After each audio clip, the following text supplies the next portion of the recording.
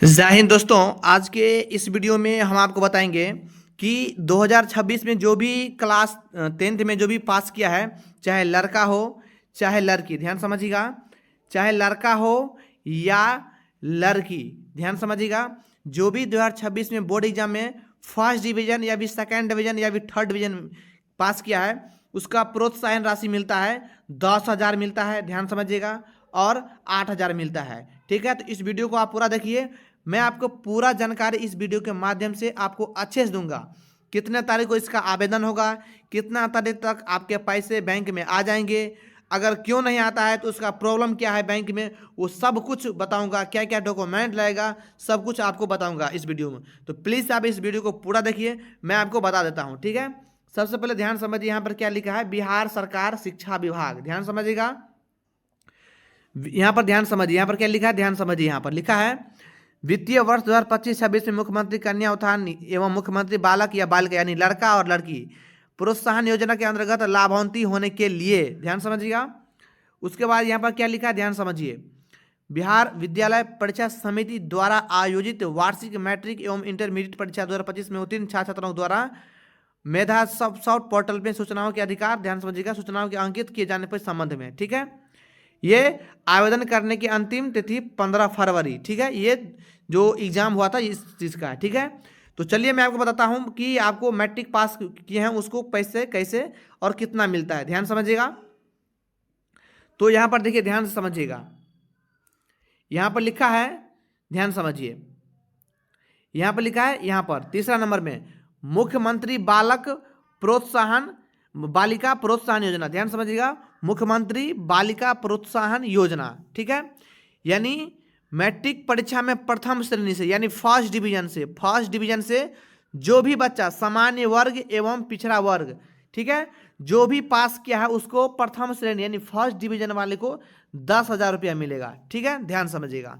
चौथा नंबर में है, ध्यान समझिएगा, मुख्यमंत्री विद्यार्थी प्रोत्साहन योजना यानी लड़का। ठीक है, मैट्रिक परीक्षा में प्रथम श्रेणी से उत्तीर्ण यानी फर्स्ट डिवीजन से पास किया है, वो सामान्य वर्ग से छात्र हैं, उसको भी 10,000 रुपया मिलेगा प्रथम श्रेणी वाले को। ठीक है, पांचवा नंबर में है, ध्यान समझिएगा, मुख्यमंत्री अनुजाति एवं अनुजनजाति मेधावृत्ति योजना यानी एससी और एसटी मैट्रिक परीक्षा में प्रथम एवं द्वितीय स्थान यानी फर्स्ट डिवीजन और सेकेंड डिवीजन से जो भी पास किया है, अनुजाति एवं अनुजनजाति छात्र प्रथम श्रेणी वाले को 10,000 रुपया, सेकेंड डिवीजन वाले को 8,000 रुपया। ध्यान समझिएगा, मैं फिर से देता हूँ, अगर एससी और एसटी अगर सेकेंड डिवीजन से पास किया है उसको 8,000 रुपया मिलेगा, चाहे वो लड़का हो या फिर लड़की, लेकिन एससी एसटी का वो कैटेगरी में आना चाहिए। ठीक है,